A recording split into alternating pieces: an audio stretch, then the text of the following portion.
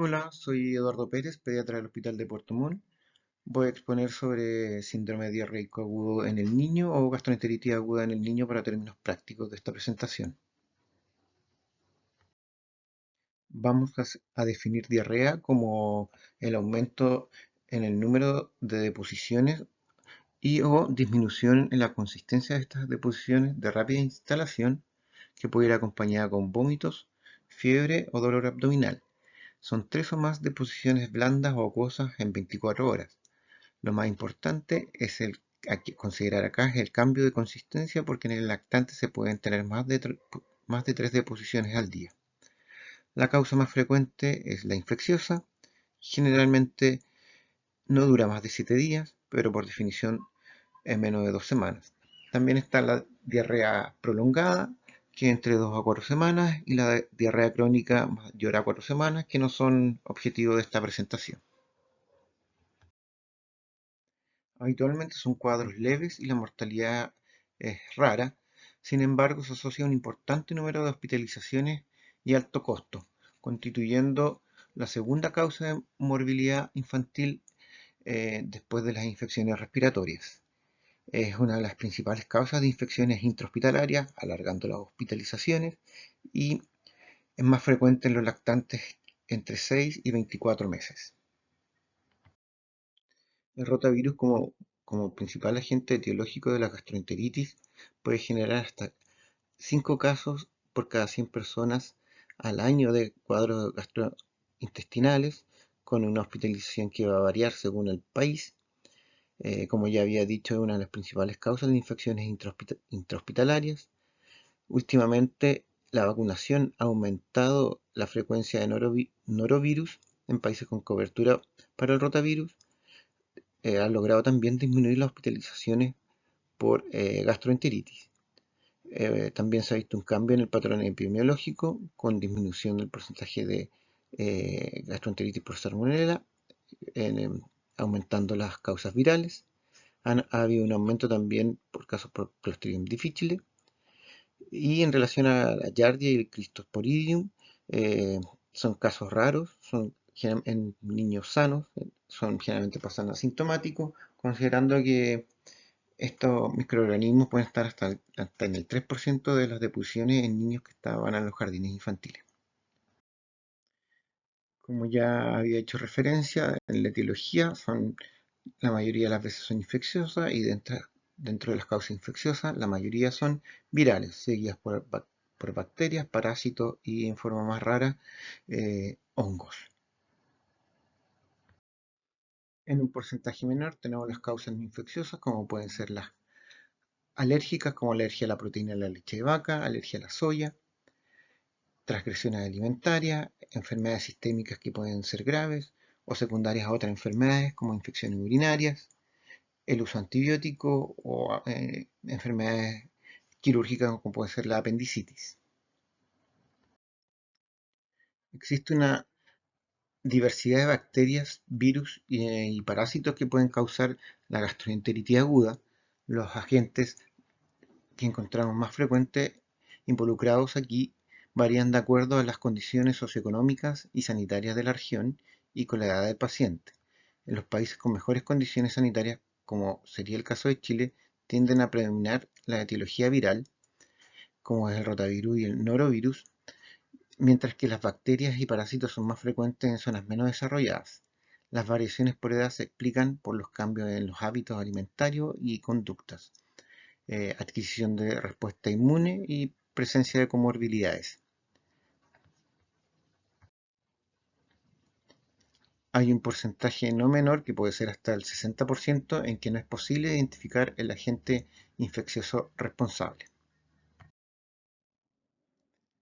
En nuestro país podemos decir que el rotavirus y el norovirus son la principal causa de gastroenteritis en los menores de 5 años. En niños mayores y adultos también encontramos causas como la Escherichia coli, diarreogénica, la salmonella, la Shigella, Campylobacter y norovirus serían las causas más frecuentes.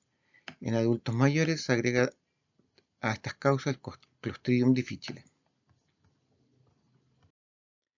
Tenemos factores de riesgo tanto como para adquirir la enfermedad como para una mala evolución de esta, como son niños menores de 2 años, un niño desnutrido, prematuros, una lactancia materna ausente o insuficiente, asistir a sala de cuna, nivel socioeconómico bajo por las condiciones de hacinamiento. Para el diagnóstico, importante como siempre la anamnesis, con esta lo importante es determinar la severidad de la diarrea, el inicio, la frecuencia, la cantidad y las características de los vómitos y las deposiciones, como anda la ingesta de líquidos y los signos de deshidratación que nos van a dar clasificar los grados de deshidratación. Hay que ir a buscar condiciones agravantes como la desnutrición, la prematurez, antecedentes de inmunodeficiencia o otras enfermedades asociadas. También es importante recabar antecedentes epidemiológicos como son las vacunas, si asistió o no el niño a sala de cuna o contacto con alguien enfermo. También la capacidad de los cuidadores y de los padres para atender los requerimientos de sus niños y tener en cuenta las posibles complicaciones que se generan por esta enfermedad. En el examen físico lo importante es dirigirlo hacia la búsqueda de signos de deshidratación. El, el gol estándar o el patrón de oro para determinar el porcentaje de deshidratación es el peso, el último peso antes de que el niño se haya enfermado, compararlo con el peso actual y con eso vamos a tener el porcentaje de deshidratación y poder clasificarlo, leve, moderado, severa, aunque esto de tener el peso actualizado a veces no se da, es poco probable, así que hay que hacer hincapié en el examen físico. Eh, Cuando tenemos un niño que tiene una deshidratación leve o no está deshidratado, el examen físico va a ser prácticamente normal y van a haber muchos más hallazgos mientras la deshidratación sea em, mayor. Es importante clasificarlo, hay varias escalas de clasificación que básicamente apuntan a lo mismo, pero es importante clasificarlo en leve, moderado, severa porque de esto va a depender la conducta a seguir. Los exámenes de laboratorio en niños que tienen buena apariencia, que no tienen antecedentes de importancia, no estarían indicados. Niños que vamos a manejar en forma ambulatoria no tendrían indicación de búsqueda etiológica, pero en niños que tengan mala apariencia, hipovolemia, una presentación atípica, como puede ser una disentería, o un diagnóstico que no está 100% claro, vamos a realizar exámenes en la urgencia. El hemograma, PCR, glicemias, gases, electrolitos plasmáticos y eso es para ver el estado general del paciente, orientarnos en forma general a si es bacteriana o viral y también exámenes ya en un niño que ya está hospitalizado, exámenes para el diagnóstico etiológico como el coprocultivo con antibiograma y existen kits diagnósticos para los diferentes virus más comunes que provocan estos cuadros, como son el rotavirus, el norovirus y el adenovirus. En los niños que vamos a encontrar que están bien, en buenas condiciones, que no están deshidratados, el manejo va a ser ambulatorio. Eh, Se debe iniciar las sales de rehidratación lo antes posible, ojalá antes de la consulta, ojalá que partan en la casa ocupando sales de rehidratación y con eso se podrían evitar las consultas y las hospitalizaciones. El manejo ambulatorio, como digo, tienen que usarse como terapia de primera línea.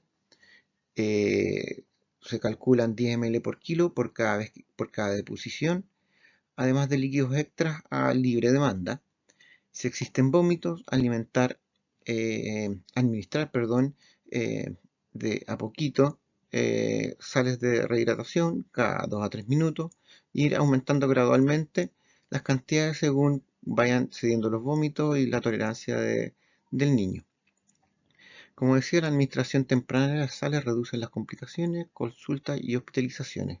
Ojalá tener sales en la casa para que los papás partan en forma inmediata con la administración de las sales.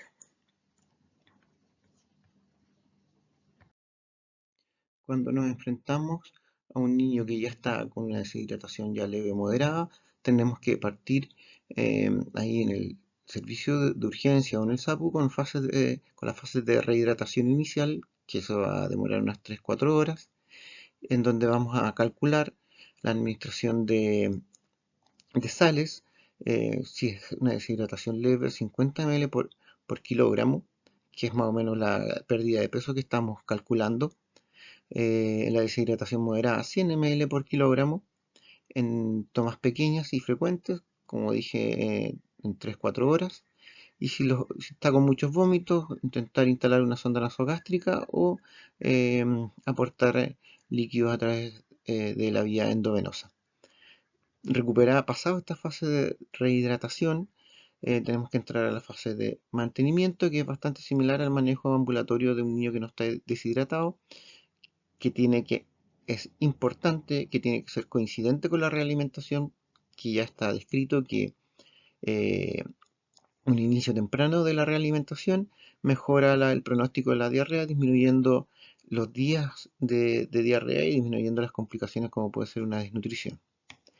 Las pérdidas, las sales de rehidratación son 10 ml por kilo y en caso de vómitos son de 2 a 5 ml por kilo, con un máximo de 150 ml por kilo día, y también se puede seguir ofreciendo agua libre al niño.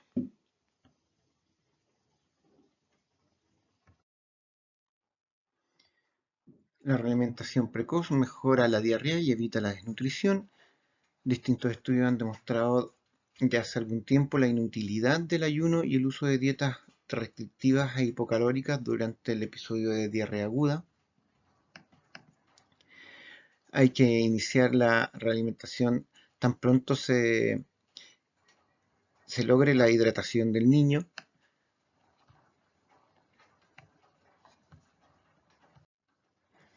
Ya están más que demostrados los beneficios de la realimentación precoz y de continuar con la dieta habitual del niño durante la diarrea. En los lactantes, continuar con la lactancia materna, incluso durante la rehidratación, alternándola con las tomas de las sales, por los beneficios que aporta a través de sus efectos antimicrobianos, hormonales y enzimáticos.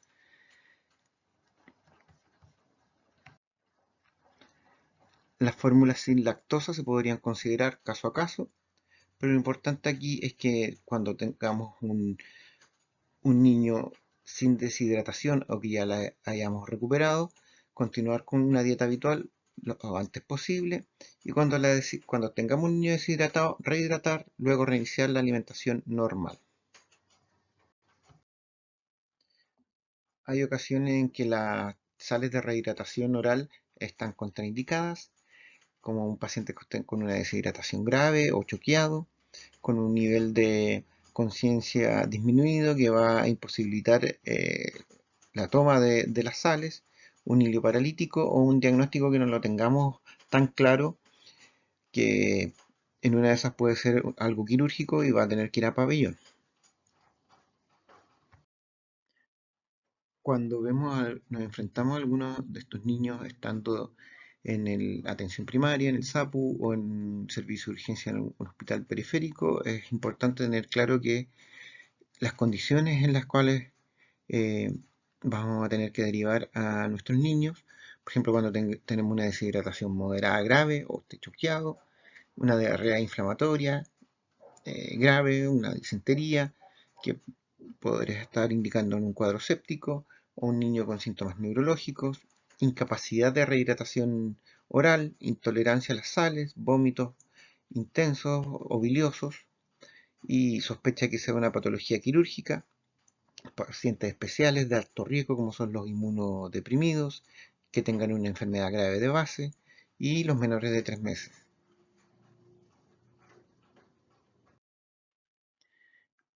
Dentro de las indicaciones de hospitalización son bastante parecidas a las indicaciones de derivación.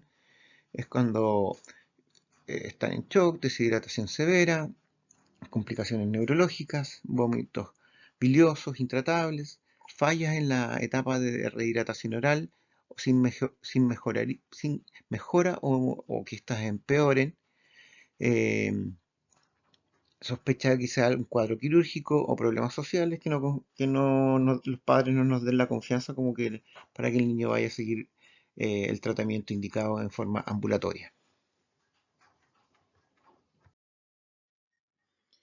Históricamente se hacía una hidratación en 24 horas, pero actualmente se recomienda hidratación más rápida, lo que mejora precozmente la perfusión renal y gastrointestinal, logrando una realimentación más temprana, buena y rápida corrección hidroelectrolítica ácido base y menor estadía intrahospitalaria.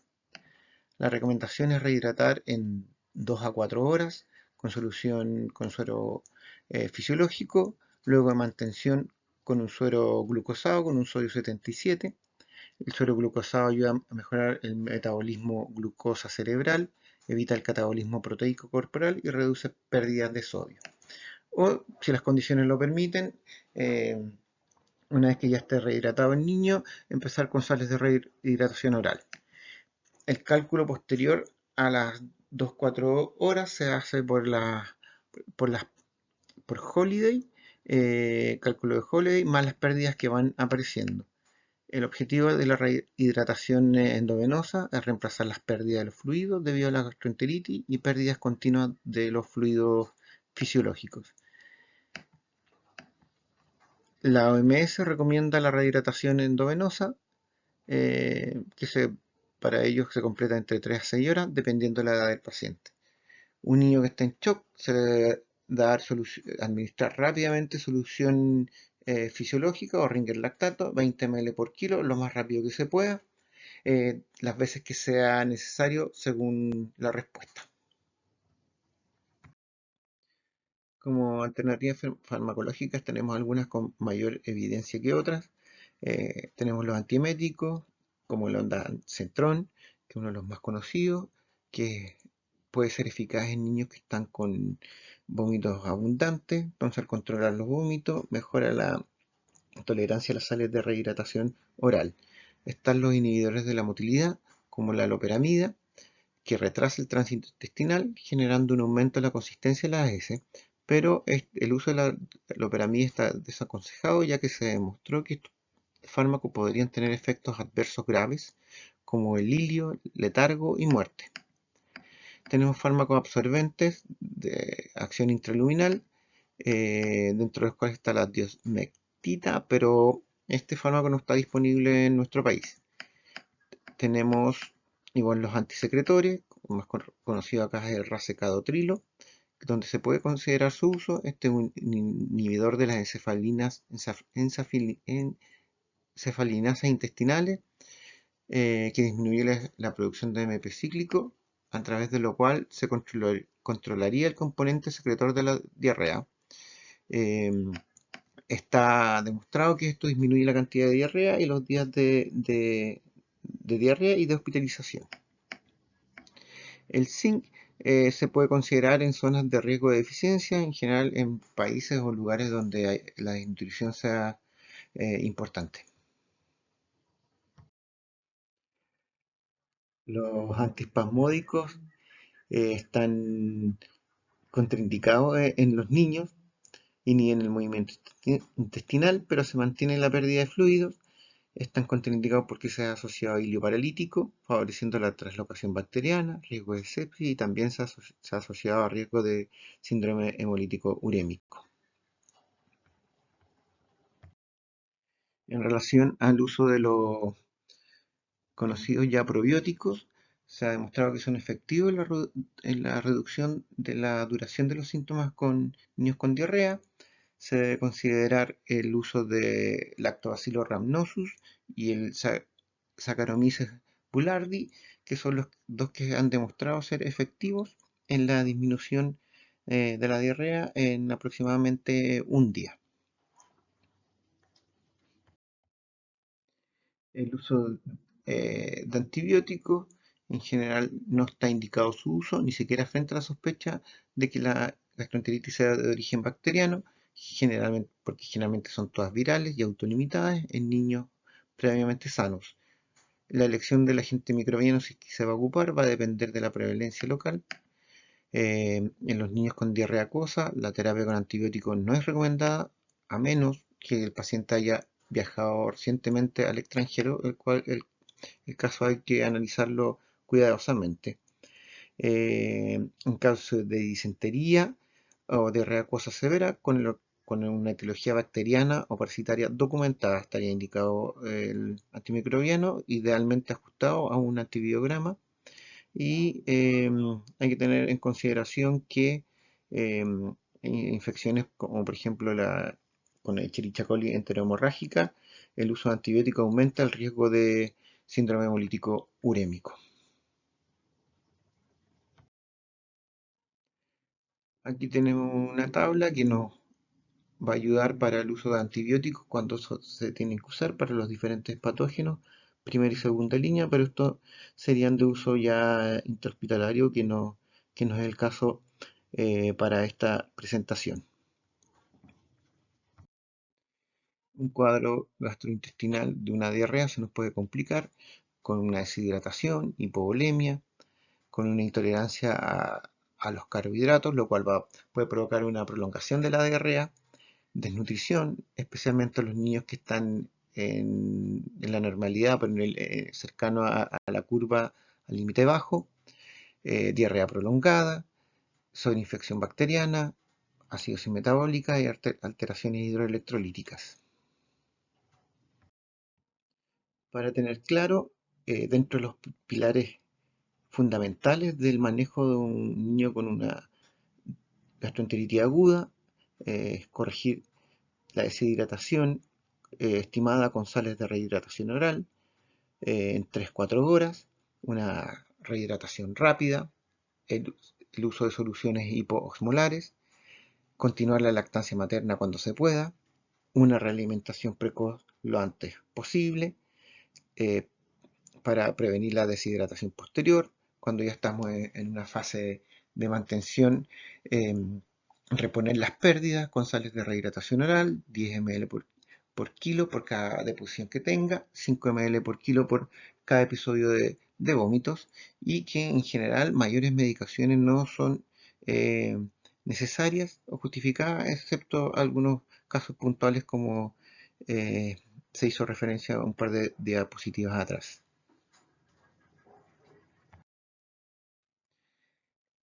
Un punto importante es la prevención, dentro de eso la higiene, ya que la principal mecanismo de transmisión es fecal oral, medidas de saneamiento ambiental, lavado frecuente de manos y manipulación adecuada de alimentos. Mantener la lactancia materna exclusiva hasta los 6 meses. Diversas organizaciones, incluida la Organización Mundial de la Salud y la Academia Americana de Pediatría, recomiendan que los niños sean alimentados con leche materna exclusiva durante los 5 o 6 primeros meses de vida y que sean alimentados con leche materna junto a otros alimentos durante al menos 12 meses. Varios estudios han demostrado que la lactancia materna exclusiva protege contra las enfermedades diarreicas en los niños, tanto en países desarrollados como en los países en vía de desarrollo. Y últimamente, como está la vacuna contra el rotavirus, usarla si es que es necesario. En nuestro país todavía no está incluida en el Programa Nacional de Vacunación. A modo de conclusiones, la gastroenteritis aguda sigue siendo una patología de alto impacto en salud pública debido a su incidencia y eventuales complicaciones relacionadas con la deshidratación, especialmente en los extremos de la vida, en nuestro caso en los niños más pequeños, los lactantes. Su manejo debe Su manejo general debe ser, por lo tanto, un resorte de todo el equipo de salud, particularmente a nivel de atención primaria y los distintos servicios de urgencia. El ideal es su prevención mediante medidas de saneamiento ambiental y adecuada manipulación de alimentos. El surgimiento de vacunas abre una oportunidad para prevenir estos cuadros en los grupos de mayor riesgo, como el rotavirus en lactantes.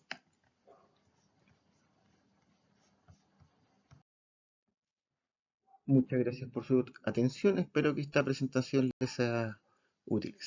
Nos vemos. Gracias.